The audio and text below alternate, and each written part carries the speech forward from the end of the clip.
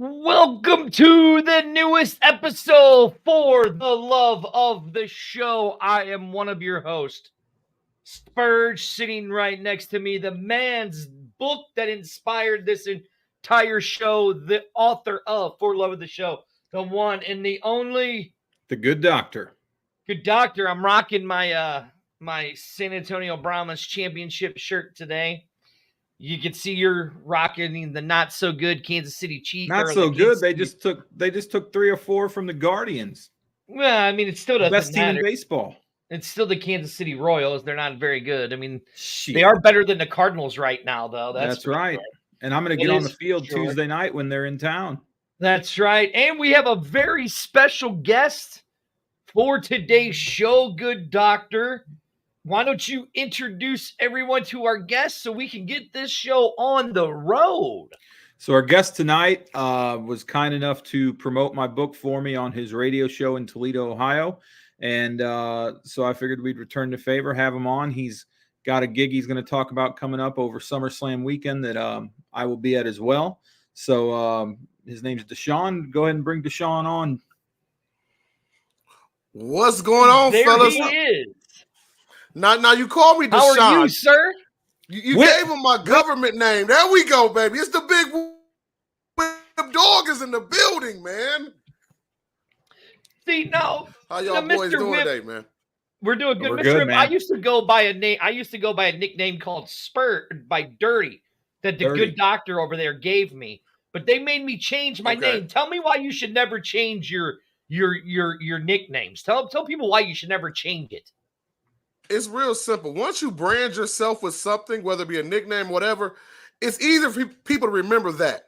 My radio show is called the Wrestling Heroes and Insiders Podcast, aka the Whip Show. So the acronym, you take that W, you take that H, you take that I, you take that P, you smash it together, you got Whip. So you got me in your face and in your ear all the time, man.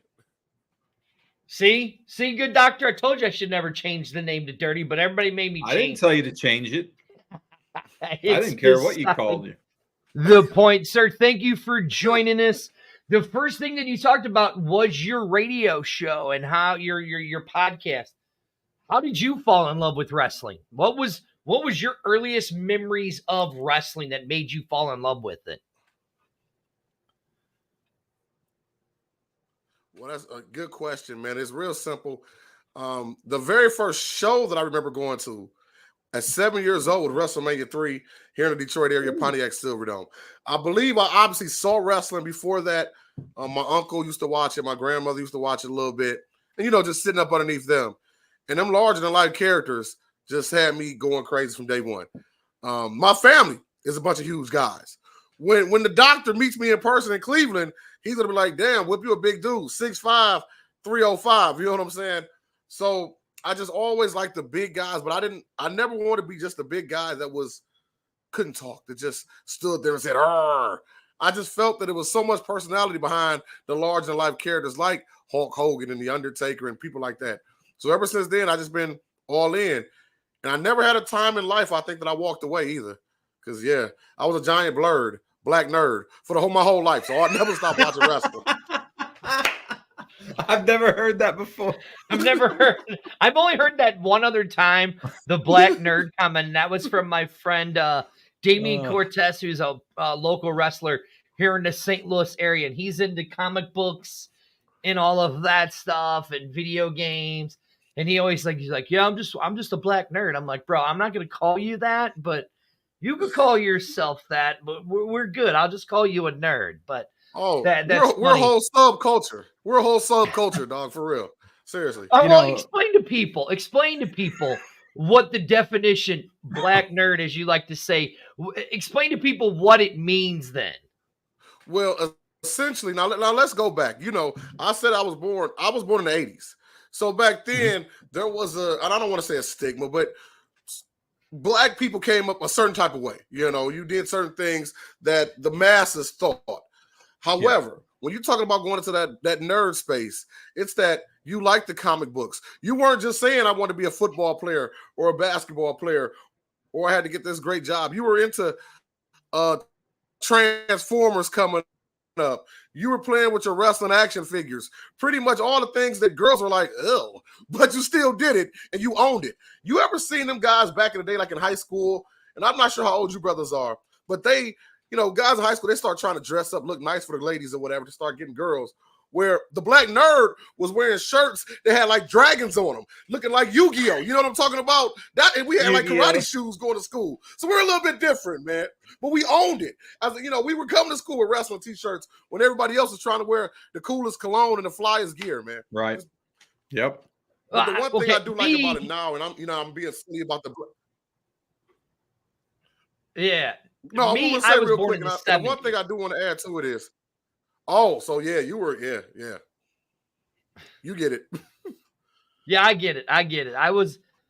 For the longest time, and me and the good doctor talk about this, when did you accept it? Because we didn't think we were part of the whole wrestling culture. Yeah, even though we watched it and all of that. The good doctor a little more than I did. He would wear the t-shirts more than I did.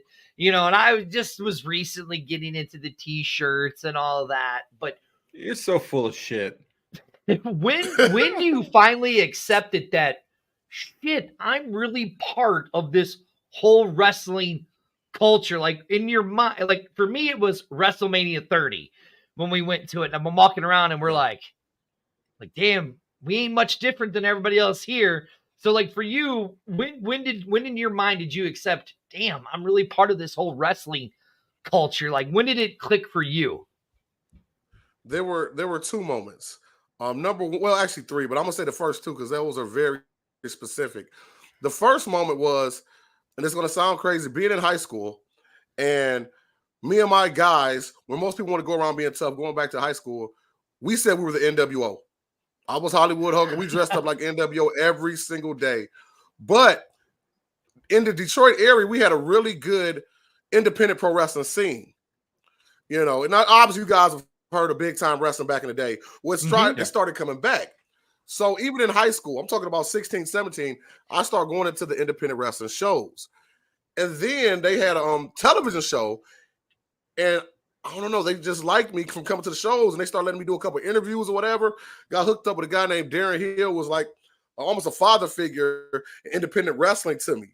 I'm in that media space because he was working for the Detroit newspaper, but he actually wrote an article on Friday nights, and he actually had his own wrestling hotline, and he allowed me to be on there as well. So that was the first time I was like, man, I'm actually kind of connected to this more than just a guy watching it on TV. Mm-hmm. Now, from there, you go to college, and I'm like, now I got to either be a grown man and stop doing this, or I'm going all in.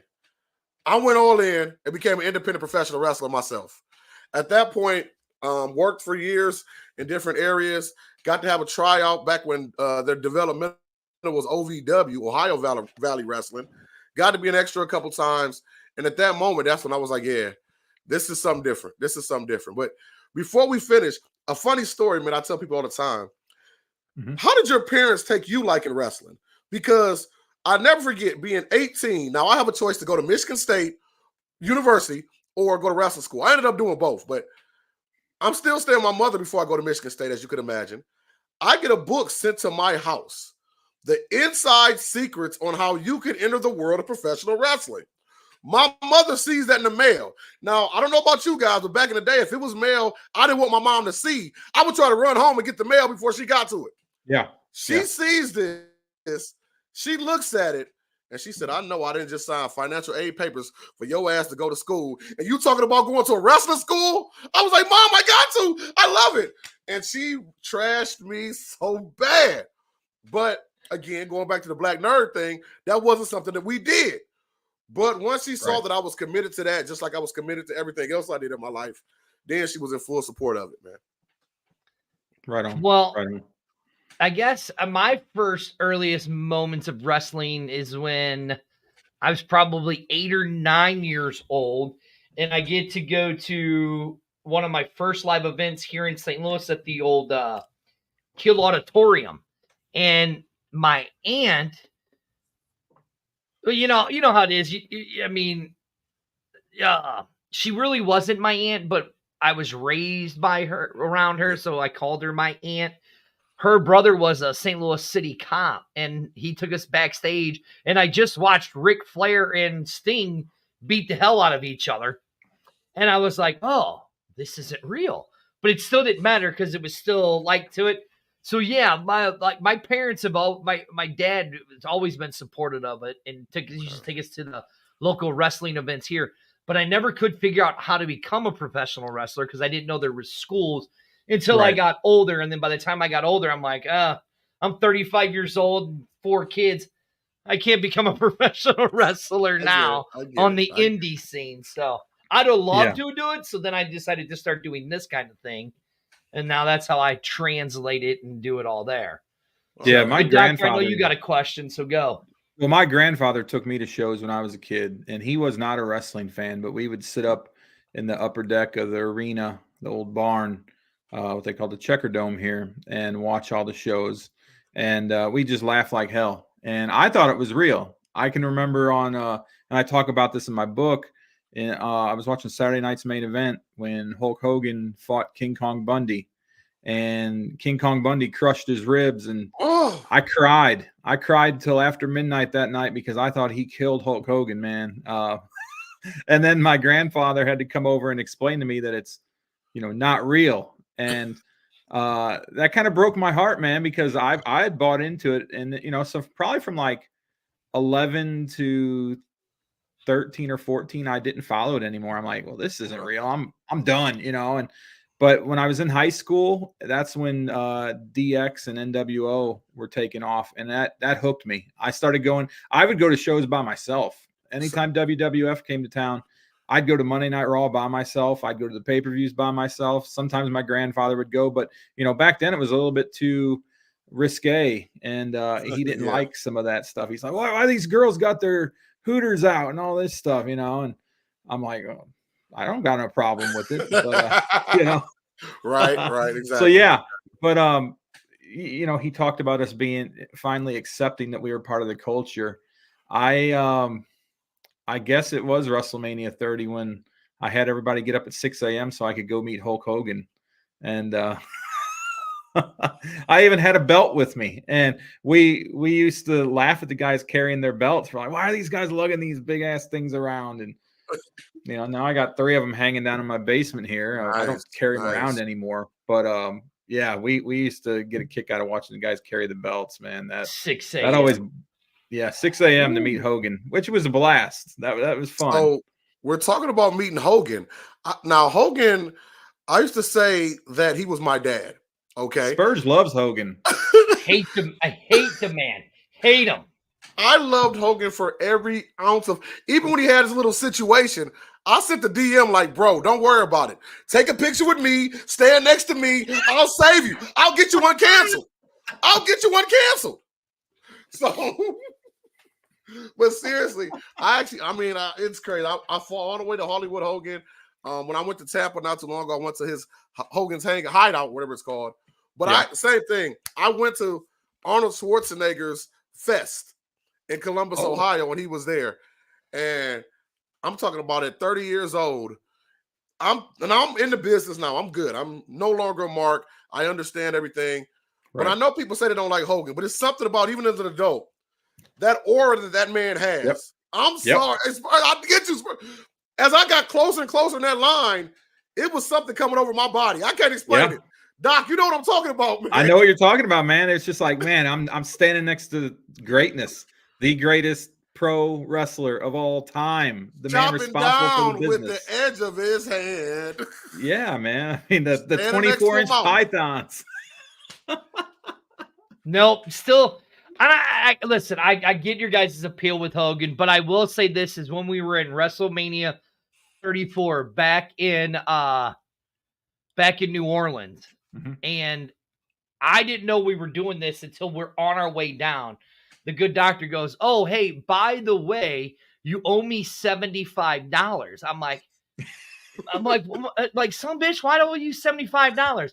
Oh, I wanted to surprise you. We're getting a picture with Stone Cold Steve Austin. Yep. And that was there's been only 2 times in my life that I've ever marked out. It was when we got with Stone Cold because I named my oldest son after Stone Cold Steve Austin. And when I met Kenny Omega with my son at All Out. Those are the only 2 times that I ever marked out. Now Whip, you talk about marking out, but let's go back a little. You get the book. You're going to be a wrestler. Mom's like, I just signed a financial aid check.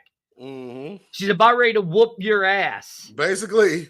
Yeah. So how did you talk Mom? Say, no, Mom, this is what so like, what was that conversation? And how did you talk Mom out of whooping your ass out of signing that financial check for you? I'm glad you said that. See, my mother's also a minister. So I could always bring the Lord into it. Like, what, the God really want you to do this? Think about that, Mom. No, but seriously, so what happened was the school was about 45 minutes from Michigan State University. So as far as she know, I was going to Michigan State, which I definitely was. Mm-hmm. But on Tuesdays and Thursdays, I would make that trip all the way down to Wayne, Michigan, and train. So I would go to class all day, obviously did a work-study job, but on Tuesdays and Saturdays, I would go to wrestling school for like the whole first year at Michigan State. Mm-hmm. So the first 6 months, I'm gonna be honest, she probably didn't even know I was actually going. I don't remember ever actually telling her. But when you do tell your friends and they might be cool with your family members, I think it slipped out because I was having my first match, and I think one of my homeboys told my mom, like, are you going to his match? And she's like, his match? What are you talking about? She think I'm talking about intramural football at Michigan State. Intramural tennis or something. But yeah. So it kind of came out then, and I just explained everything to her. But one thing that did help, man, during the time I was at MSU, the State News, that's the school newspaper, that obviously had a big circulation throughout the whole class. Yeah. They wrote an article about me training. They went all the way to my school. They had me on the front cover. So me being able to show that to my mom, because one thing that my mom always did do, she was always supportive when she knew I really believed in something. Mm-hmm. So it was a moment for her to say that her son, who's going to Michigan State, is on the front page of this paper. And I'm showing her the messages, because this is back when we had AOL.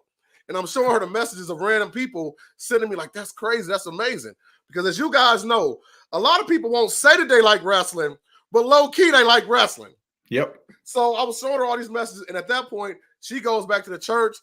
She put me in her sermon. It was crazy, man. Oh, wait a second. Hold on. So your mom goes back to church. Yes. Okay, what was it? What was the sermon? How did she put her son's wrestling into her sermon?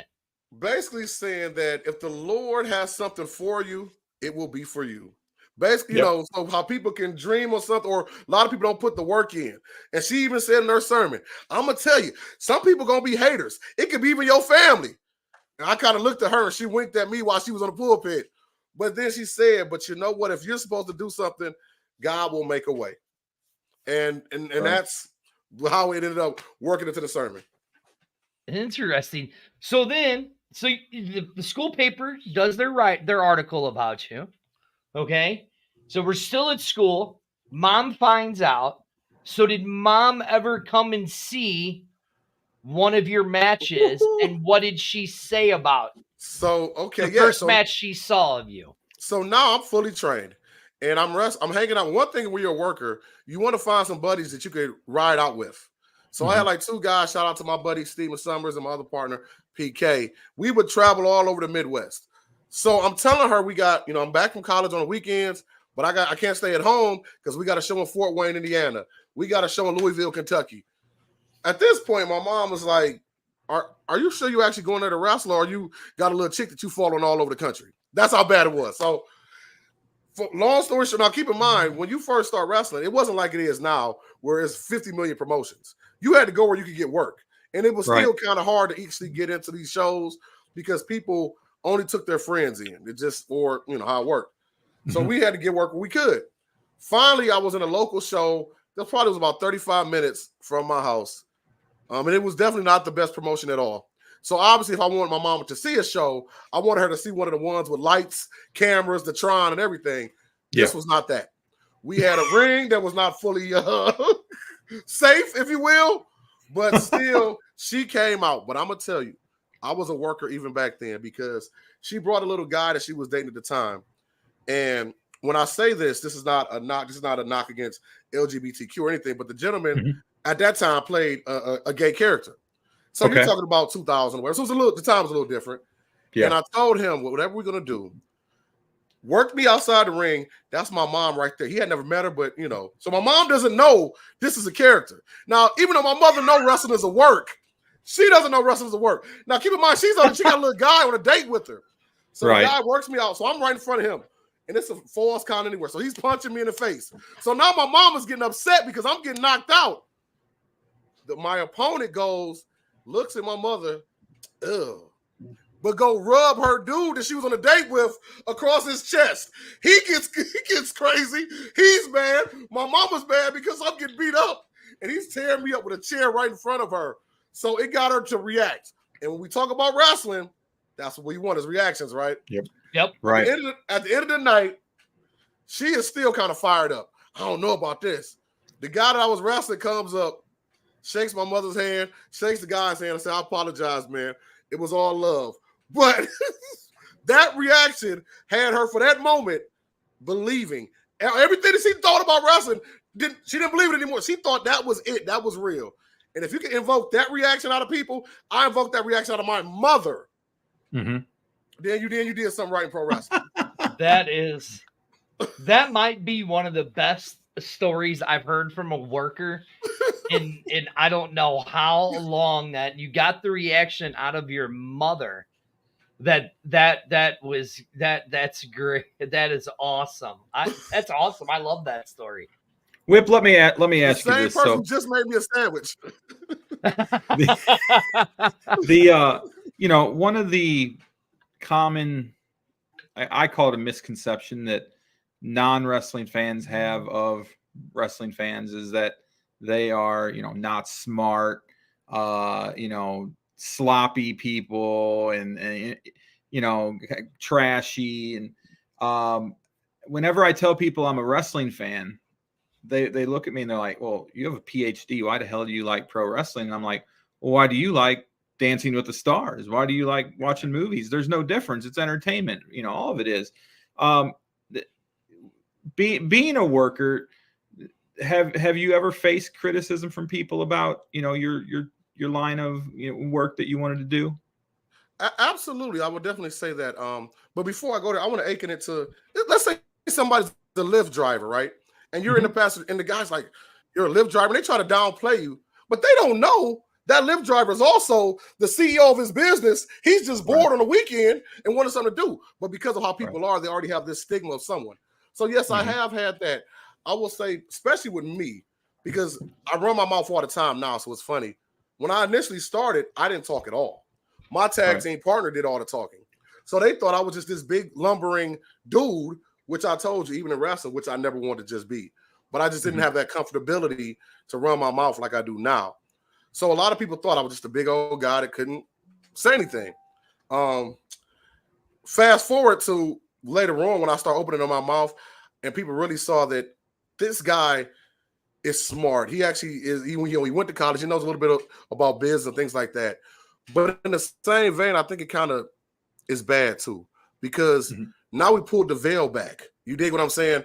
I used to say, even when I was independent wrestling, I would tell my guys, maybe we shouldn't Facebook friend all the people that are fans of the shows, right? Because now they don't know that we're not a big scary dude or whatever, because we're seeing that people are going to work at Farmer or Kroger or something. You know what I mean? Meijer. Yeah. And I think it takes away some of that fear. I remember one moment that in the independent show, a guy I was feuding with. Now they were real big in this city called Jackson, which is right near Lansing, Michigan. Had local television, everything. We just had a meet and greet at the local Walmart. Figure. But then after that, we go to the guy's house to have a couple beers. His neighbors were like little kids that love coming to all the shows for the last 3 years. I'll never forget when the little kid came over, looked at him, looked at me and said, "Whip, what are you doing here with Frank?" And me being a guy from the kayfabe era, it just took me out, because even though, I just felt like we still have some level of mystery up. I do believe that. So I do agree with it. I understand the line of your questioning saying, do we get looked at bad? But I think in a way, who cares? Right. One of my buddies did a character similar to Kamala back in the day. And this guy was you talk about PhD, he had a doctor and everything. Yeah. And sooner or later, he just couldn't take it anymore. I'm tired of people thinking I'm stupid, blah, blah, blah, blah, blah. So he changed his gimmick to this professor type of gimmick. He didn't get as many bookings. Right. You guys are both familiar with Congo Kong, correct? Yep. Yeah. I've known Congo for years. Congo's one of the smartest men you'll ever meet if you guys have actually talked to him. Congo used to wrestle as Osiris. He didn't get as many bookings. Once he did this beastly Congo, it took him all over the world. So I think we have to take our emotional side out of it and just do the character and let people think what they're going to think. Because as long as they paying, it don't matter what you're thinking, dog. You know, you bring up a good point. I was reading an article last week. I forget who it was. One of the legends who has a podcast was criticizing the Wyatt Six characters because after their debut show, they were all out of their, masks and all that. They were at Whataburger and they posed for pictures with a fan. And he said that that's irresponsible then because WWE spent millions promoting them and putting this gimmick together and working for months. And then they go the night of the show afterward and they're out of character and they're posing for a picture with the guy at Whataburger. I personally didn't see the problem with it nowadays. I mean, back in the 80s, early 90s, maybe I could. Now I think the majority of fans know that, it's purely a show. I don't know. What's your take on that? So I'm glad you brought that up. I believe that was Bully Ray and Mark Henry. It was. Yes. Yeah. Mark Henry. And there's I think it's two-sided. I definitely think people know now. Obviously, everybody's in on what wrestling is. But I still think there should be some level of work there. Because the thing was, you said it doesn't bother you. But what if it's an 8-year-old little kid that does see them like that? And they're like, I don't want to pay for them anymore. I'm not going to tell my mom to take them to the show. And many years ago, we'll pull it back again. I used to work for AT&T as a cable installer. Okay. And when we would go out of town, we had a rule that no more than 2 vehicles, work trucks, could be in the same place, restaurant or whatever. Because if you have more than 2, then it's like, what the hell is going on? Why are they together? And I akin that to the same thing as this. If Nikki Cross is going to eat a sandwich by herself at a restaurant, or maybe her and Bo Dallas, it's just them 2. The whole collective, all 6 of the Wyatts hanging out together without their makeup on, high-fiving, eating burgers. I think that made it look kind of, come on, you're doing too much. Does that make sense what I just said? If it was 1 or 2 of them, maybe, but not the whole group. I don't think they all should have been together like that. Yeah, I can see your point. And that's the thing. I don't have kids, and I fail to sometimes look at it from the kids' point of view, which is probably who your audience is, who they're aiming for. I think a lot because they're the ones who are going to make the money off of them. So I can definitely see your point. They were talking the other day to Nick Nemeth about the Dominic storyline with Rhea and all that, and Liv. And they were saying Rhea obviously posted her picture of being married to Buddy Murphy. And they said, well, Dom got married as well. But they were saying, Nick said, a.k.a. Dolph Ziggler, he would have actually not posted that picture just yet. He would have waited till the storyline was over because, yes, we all know. But no matter what we say, even as wrestling fans, as adult wrestling fans, we want to be worked just a little bit. Right. So if we see, when you got Liv telling us, I want Dom, but we know that she ain't really, obviously we know we know Rhea and Dom aren't together, but it's like, come on, man. We talked about Sexy Red before the show started. Hip-hop star. And people get so upset about her. Understand, everything Sexy Red doing is trolling. But her trolling is allowing people to react to her. The more she does it, the bigger star she is. There's no way 80-year-old women would have ever known about a person like that 20 years ago.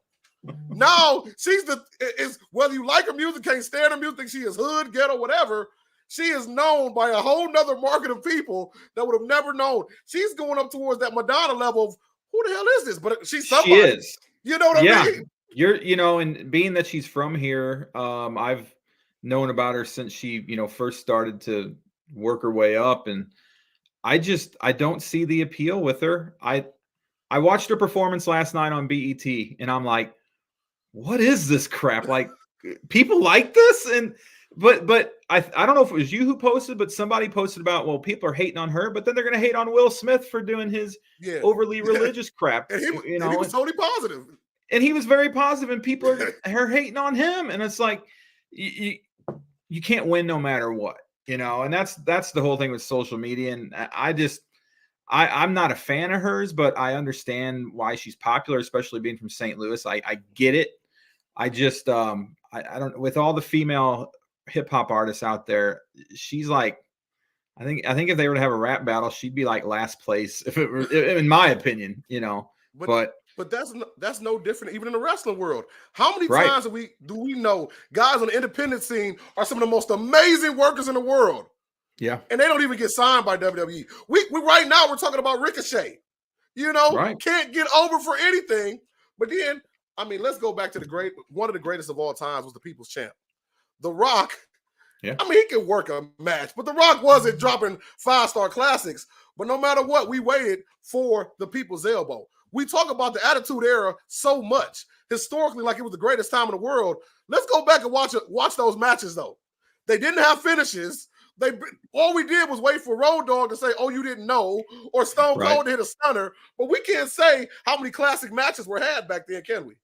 No, you're right. Absolutely. You really can't. This is For the Love of the Show. I'm one of your hosts, Spurge, right there, the man who wrote the book that inspired this show, the author of For Love of the Show, the one, the only, The Good Doctor. And right below us might be a guy who could talk as much as I do and might be as loud as me, where it's still debatable. The one and the only, sir. Introduce yourself. Whip Dog from the Wrestling Heroes and Insiders podcast, a.k.a. The Whip Show. And can't forget my other show, my partner, The Whip and AK Show. So I brand the Whip thing on everything. See, I used to brand the dirty thing, but then everybody told me once I started this Fuel Sports Network, I couldn't be dirty anymore. So I had to rebrand myself. So but I get it. It is what it is. But Whip, I want to ask you something as I'm sitting here and I'm listening to the two of you guys going back and forth and all of that.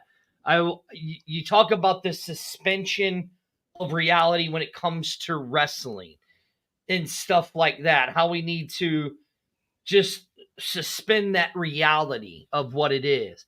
And it's that, I mean, you're talking how many hours of wrestling is there now? You have the 3 hours on Monday, 2 hours on Tuesday, the 2 hours on Wednesday, the hour on Thursday, the 3 hours on Friday. What is it that makes wrestling so special where it brings people from, and you as being an independent worker, but what is it that makes wrestling so special and this sport so special where it brings all of these different people, different communities and races, all of that? What makes it so special that it does that? Well, short answer, Diamond Dallas Page said it best. For the people that believe, there's no explanation needed. For the people that don't believe, there's no explanation that would do. Yep. Short answer, number one. But long answer, it's simple. You see people that look like you or people that you would want to be in life in pro wrestling. It is the ultimate athletic television show. It is a soap opera. It is football. It is everything rolled up into one. And you connect with somebody, the connectivity, that human, like, we've heard it a million times. People wish they could do what Stone Cold should do to his boss.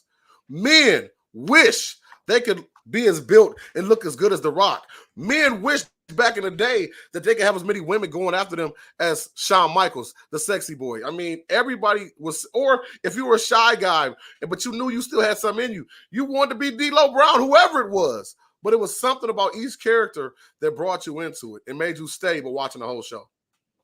Yeah, and I'm going to piggyback off Spurge's question. He brings up people who look like us. For me, that's why I loved Bray Wyatt so much, because he was a big guy. I'm a big guy. And same with Mick Foley. I love Mick. And but we were at WrestleMania 35 when Kofi won the title. And I have a buddy, and he told me when I got home, he's like, "Man, I was crying." I said, "What the hell were you crying for?" He goes, because finally somebody who looked like me won the title. And that was like a come to Jesus moment for me. So like in the 80s and 90s, there weren't a whole lot of African-American stars on the mainstream. I mean, you had Booker T with WCW, but I wouldn't even call him a big star back then. I mean, he was probably a mid-carder, upper mid-carder at the time. WWE, they really didn't have anybody, So did that bother you at all, or did you do not even think about that? Oh, it definitely did. Even as a young guy, I'm talking about being 5, 6, or 7. The only ones we had were Kamala, Right. who I couldn't even speak. The man didn't wear shoes, and I'm thinking, why does it have to be me? I don't care if you was brought up in an upper echelon, higher upper class place, or in the hood. Everybody isn't the same. But that was the stereotype they had. Coco Beware, who did not win any matches. Junkyard Dog, and we know Junkyard Dog was one of the biggest stars ever, especially in down the South area. However, he still was a stereotypical black guy, if you ask me. But I'm glad you asked this question, because here recently I got to interview Ron Simmons at one of the Comic Cons here, and I asked him the exact same question. I said, "Bro, you were the first WCW Black World Champion, but you came from an era when there was a few and far between black wrestlers, especially ones that can actually speak. Now you got your Jade Cargill, your Bianca Belairs, your Montez Fords, and they didn't lose their swag, but they're still real people like life has." You know his answer was, "I love it, brother." But he said, "I'm glad I was the first one, because I opened up the door." And I use the term African American, not saying there's nothing wrong with that. He said, "Brother, don't say that to me. You real." He said, "I was the first black world champion. I do not hide that. I do not try to politically correct the answer." But he said he loves to see it now. He said seeing guys like Powerhouse Hobbs and all these guys, because yes, there are levels to everything, but it's showing that there's so many different levels, different dynamics of types of African-American people, or whatever there is. Because, I mean, we've had the same stereotypes with other people. I interviewed L.A. Smooth from the Bloodline family, and I'm like, bro, did y'all think of whenever your head butted somebody, it was going to hurt them and not you, or whatever, or that you couldn't wear shoes? And they said, of course, back in the day, the same thing. You did what you had to do to get in there, but once you realized people reacted, you kept on doing it. But they're glad now that you got guys like the Usos, but you still have guys that can do the Wild Samoan type of character as well. So you have different levels of everything. Yeah. I kind of, you brought up the Bloodline. Jacob Fatu blows my mind the way they have him portrayed right now. I mean, he's like a wild beast, and it's just looking at him is scary. I'm thinking, man, if I'm in the same room with him over SummerSlam weekend, I don't know how I'm going to react, because he's a scary looking dude. And I wasn't all that familiar with him. I knew who he was. I'd maybe seen a match here and there of him, on an indie level, but I didn't know that he was what he was. That they were going to have him do. I thought he was going to come in as a face, and now to be a heel and be the way he is, it's almost like a homage to me to Umaga a little bit. I agree. Just a full-on savage, and I'm gonna tell you, I like it. I love it. I love it because if you watch their faces, even they're kind of like, "Whoa, what's up with this dude?" Yeah, And I like that. I think now every so often they really knock it out the park, and he was one. Yeah. Whip. I wanna go back to something you said about Ron Simmons, because to me, Ron Simmons might be, regardless. Take away that he's black, whatever, Ron Simmons might be one of the greatest wrestling performers that we've ever seen in this business. And you're right, he was the first ever black world heavyweight champion, especially in a division of WCW, where they didn't treat the black stars quite as well. Especially with Jim Herd this over there. Newer generation. So I have to ask you, I am not a fan of the New Day. I think that when they put the title on Kofi, I think that was a mistake. I think they did it way too late. They should have did it back in 2009 when they did it. One of my favorite factions of all time is the Nation of Abomination, where it was those 5 strong black men representing black men the way they should be. And now you don't see, in my opinion, and you tell me if I'm wrong, you don't see the strong representation of a black female in this industry today. And here's the reason why I'll say it. Because to me, like when they have Bianca skipping down the ring, she's just trying to be like the hoodie type gal. But now again, you explain to me and tell me. And then with Jade, where she's not really talking much, and maybe it could be Jade, but she's so green. Like, who is that? Who is that? Go ahead. I disagree. I definitely think Jade and Bianca represent strong black females because their background was in athletics. Both of them, neither one of them probably grew up in they might have had a little bit, but they didn't really grow up in a hood type situation. But I say that to say, I don't think that should be the defining factor on if they're a strong black person. Now, but I don't think they're pretending to be anybody they're not. And that is my sign of it. Earlier I talked about being a blur. Whatever you are, just don't be something that you are not. I know that Jay will feel comfortable in St. Louis, Detroit, LA, wherever she's from, and she'll still be Jay Cargill. She won't try to assimilate to anybody else or try to code switch or anything like that. We had people like Jackie back in the day and all that were really or Jazz. Yeah. But again, just like we're communicating now, back then you had to be a super militant black guy. Like there's no reason. Everybody's not like that, especially with the world. Yes, the world's still going to have what it has, but the world is changing so much and so rapidly. I think the characters that we have now showcase real life more than ever before.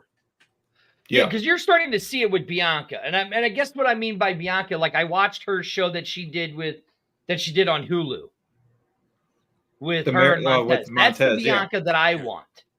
The one I want is I don't want the one flinging the hair around like she had. You know what I'm saying? Like for me, when I look at it, Sasha Banks, Mercedes Moné. She's the glitz and the glamour, and he hates her. He hates her. He thinks she's terrible. Now, that's the one I think is a fake caricature of a black person. I'm gonna be honest with you. Absolutely. She might have been better when she was Sasha Banks, but this what she's doing now. I'm like, what she's doing now, I don't like. Yeah, it's like somebody gave her a script of how to be a spicy character. It's not at all for me. I think that's my thing is and again, I'm going to go back to when we're watching these people, like you had mentioned earlier in this interview, when you were the independent wrestler going, maybe we shouldn't be really friending the fans. And so when I'm watching Bianca's and Montez's show, I'm like, and then I see them on TV, I'm like, I just can't buy their character now because that's not how they are, and this is how I see them. Both of you gentlemen are in media, so you should remember this. When reality TV started, it was mostly characters that were washed up, if you remember that. Yeah. But then, guys like Flavor Flav were able to come out and kind of got popular. Then current celebs are doing all this stuff. And I actually made a post about this not too long ago. Did we like it better when we didn't know celebrities' personal problems? That we didn't know they got to wash their drawers and they don't have any more Tide or whatever detergent. I say all that to say I think we have way too much access to them now. And it dulls how we look at these people. Like we should should not feel these people are our friends. Just my opinion. Yeah. But go ahead. No, I agree with you. I mean, I think to piggyback off that, I feel for a lot of these celebrities because, take J-Lo and Ben Affleck. I'm a huge Ben Affleck fan. I feel bad for the guy because every step he makes is plastered all over social media. I mean, the guy battled alcoholism. He went to AA. He got his life back together. People still crap on him. He won an Academy Award. People still crap on him. He, stayed friends with his ex-wife so they can raise their kids. People crap on that. Now the whole thing with J-Lo, it's like, I think people just want to hate on these bigger than life, stars when, Ben Affleck just wants to go to a Red Sox game and be able to enjoy himself. I feel bad for him in a way. But I think that's just the day and age we live in. People want to have access to everybody 24/7. And me personally, I don't care what, Ben Affleck's doing tonight, or anything like that, or what him and J-Lo are going through. It don't matter to me. And we're taught in media now, or any space, You got to get on TikTok. You got to get on Facebook. You got to promote yourself. Let them know. Doja Cat, I know we're getting off track now, but Doja Cat said that her team makes her go live 4 times a day. She has. So imagine thinking of 4. Okay, what am I going to do? Well, I'm going to cook breakfast and talk to the people. I'm going to find an outfit and talk to the people. Who really wants to do that? Are you guys married? Yes. As much as you love your wife, you don't want to talk to her all the day, 24/7, 365. You want your own space as well. But for that characterization, they want us to talk all day and keep giving them us. Well, once you pour so much of yourself out, what do you have left for your own self? You don't have anything. Right. Absolutely. Yeah. Like I love The Miz, but now that I've watched The Miz on The Miz and Mrs., I don't see him as the heel anymore. I just see him as the lovable guy. You know what I mean? Well, and I think the prime example of that is Will Smith. Yeah. I mean, I don't know what his wife is thinking, but for her to go out and air their dirty laundry on her little podcast, or whatever the hell she did, man, if I were him, I would be losing my mind on her. Be like, what in the hell are you doing? Why are you saying this? I mean, to sell some books, and she damn near ruined her husband's career. I mean, let's face it, the Chris Rock thing never happens if she doesn't go out and say what she said and all that. So she's responsible for his struggles, which I think he'll be fine. Honestly, I think he's such a likable guy and so talented. I mean, hell, the Bad Boys movie is blowing up. I mean, he's going to be fine, but it was a rough time for him for a year or so after that. And, and it's because she had to go air their grievances on social media. And Doc, if you ever get a chance, because she was doing a press run for her book and she stopped in Detroit, I submitted credentials because I wanted to interview her. I wanted to ask her what you're talking about. They would not let anybody get close to her that wasn't in her media circle. Yep. You could not. They were like, no, it's all. Sir. Yeah, they control her. Yep. All right. So now let's get back on topic. We found out why you became a professional wrestler.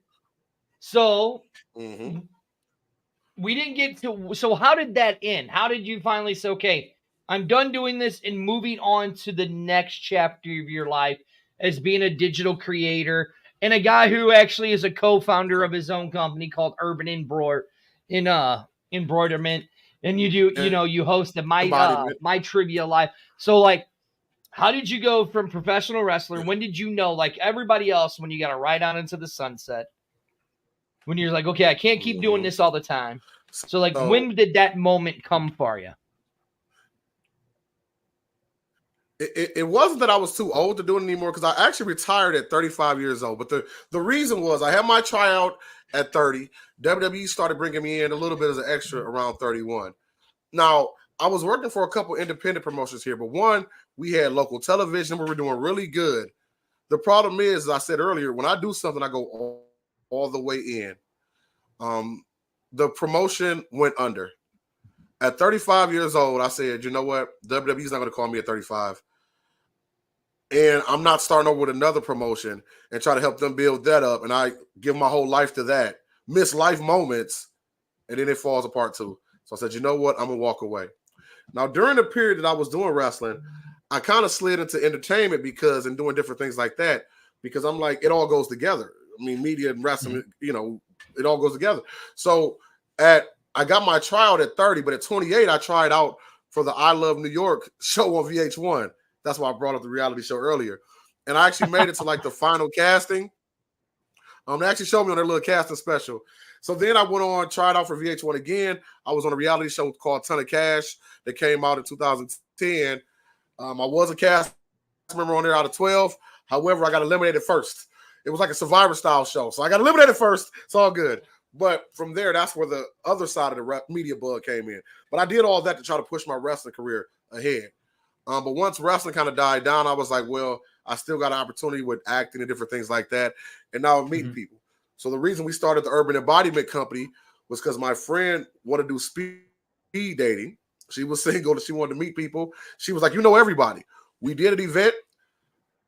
and realize there are a lot of people that want to come together that are single because, and even myself, you give your life to so much other things, you forget to try to interact with people in real life because you created characters, you know.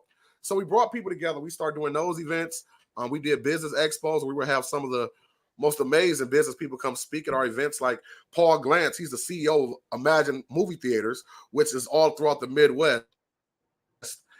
And we did trips. So we just always were bringing people together. So that's how all that worked. And then from there, COVID happened. So we couldn't do these events face to face because of COVID. I have nothing to do.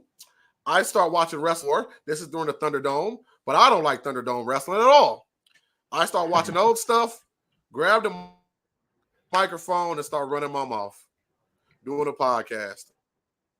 Simple as that. Had no intentions or anything. Then we start, because my years doing wrestling, I knew a lot of indie guys. So they said, yeah, I'll come on do an interview with you. Shout out to D-Ray 3000, used to be in team, took care of us, did my first 2 interviews. Then I was like, man, this is kind of cool. Kept on doing it. And because I said I go hard in whatever I do, I literally cried because I thought about that I wanted to be a wrestler in WWE, and it didn't work out. But for them to approve my work and said that my podcast and the radio stuff was ever. No, he's freezing, good doctor.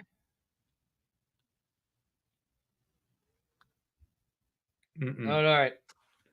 Uh-oh. Is he still? I think he froze up. Somebody did. Whenever you need me. Yep. And I have a feeling this So you froze up. Am I right? All right. Oh, sorry. Right as that happens, I have a coughing attack. Wow, that was really impressive. But you were talking about how you got into the podcasting. COVID had just happened, and you got into it. So start up from there from when before you froze up. I'd love to chat about the things they've been doing. No problem at all. I got. Is that your Alexis? She's wanting to talk to us. To be quiet because Google thinks you're talking to her, and she gets really temperamental. I'm sorry. Google. That's how Google always is. Right? Yeah, it was right after COVID. What happened? Am I freezing again? No, you're good now. Yeah, it was COVID. You were getting into the wrestling podcast. That's crazy. Okay. Yeah, so I got into the wrestling podcast. I was doing it. I was watching a lot of old stuff. And my buddy Daryl Pace reached out to me, was like, man, you want to talk about it? So we just started watching old shows and started talking about them. And then some of my old wrestling buddies from my connections, like D-Ray 3000 and Johnny Bravo, that were in TNA. Johnny Bravo, I've heard that name in forever. And we just started doing shows. Just really start talking about it. And got to a place where I'm thankful because now I've been doing it for over 3 years. And it's on the radio, and I get to do and go to local events. Now, you speak of local events, because me and the good doctor were talking about this. He's going to SummerSlam, and apparently, for some reason, you're going to be wanting to work with him. I don't know why. I don't know why I sit here and record with the guy. I've known him way too long. But apparently, you're wanting to work with him, and you have this event coming up. It is... see, here's where I got to get it put up on the screen like an idiot. It is a pro wrestling pregame party Saturday, August 3rd from 3:30 to 5:30. Pro Wrestling Stars, live music, pro wrestling trivias, and superstars. This is at the Velvet Dog there in Cleveland, Ohio. You can scan that QR code, and we will put this up on our Fuel page. So how did this all come about? Because this is something I want Fuel to do, something like this. So please explain, how do you do something like this? Because I just don't have the brain capacity to do anything like that. No. No. I think you froze again. Shoot. If Yeah, I man, move we're gonna be back, doing a pro you wrestling. gotta love technology. Yes, man. What? But yes, I Gotta love it. definitely going to work with the good doctor. He's going to bring us Brooke, and we're going to have a pro wrestling pregame party. I didn't want to put, those letters on there because I ain't trying to get sued. But it's going to be before SummerSlam at the Velvet Dog in Cleveland, in a beautiful 3-level place. Has a nice rooftop. It's the awesome place, man. We're going to have a cover band called Kayfabe, the People's Band. They cover Cody Rhodes' theme song, Kingdom. They do Voodoo Child. It is awesome. They just got 40,000 views on TikTok because they did something at the NFL draft, and I got to be the MC for them. That was a great time, man. Wait, they did something at the NFL draft? So yeah, it's gonna be fun. We're gonna have some give away some prizes, a little bit of everything. Nice. That sounds good. All right, so And tickets I are know just we've $10. had you for $10. how much is it? $10. $10. It's $10 to come through. That's too much for me. Easy. Just ticket in the building. Now, I'm cheap. how far is it from the stadium? How far is it from the stadium? Literally, it's probably about 15 minutes at the most. Nice. Nice. Now, Whip, Yeah, tell about 15 people where they could find you because you minutes. have your show, The Whip and the AK Show. At the So, most. Tell people where they can find you at on your Maybe show. 15 minutes. 15 minutes? All right, are you there? I think he's freezing again. I think he's frozen. But hey, guys, we're going to do this. Good doctor, tell him we ran out of time. He froze up again. But listen, go and go to Deshaun Whipple, go to the Whip and AK Show page on Facebook. You can find him there. Check out the link because we will put the link on our there he's back. He's back. Okay. You got to quit moving, man. You're way too fast for your internet, I think. I guess so, man. But yeah, definitely come check it out. It's going to be a good time. All the wrestling fans are just going to party, man. Party all the way to SummerSlam. You're going to have a good time, man. There you go. Whip, tell everybody where they can find you and where they can find the Whip and the AK Show. You can check us out. Just put in the Whip Show on all social media platforms. It pops right up. WHIP.